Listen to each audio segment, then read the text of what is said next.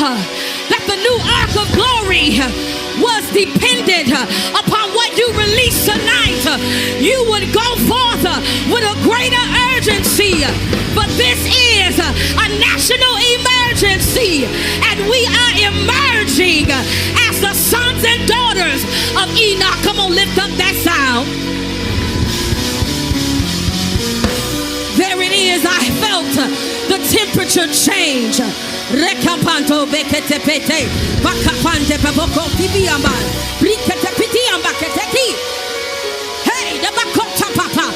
So Father, right now in this moment, I decree and declare, oh God, that you will release firebrands of freedom in this atmosphere.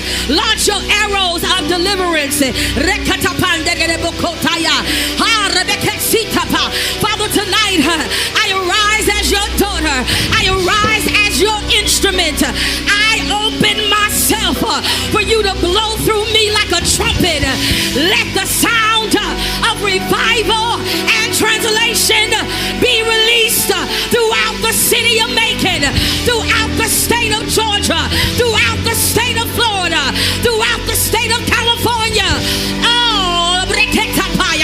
providences of these United States of America shall come under the subjection of the rise of the sons and daughters of Enoch.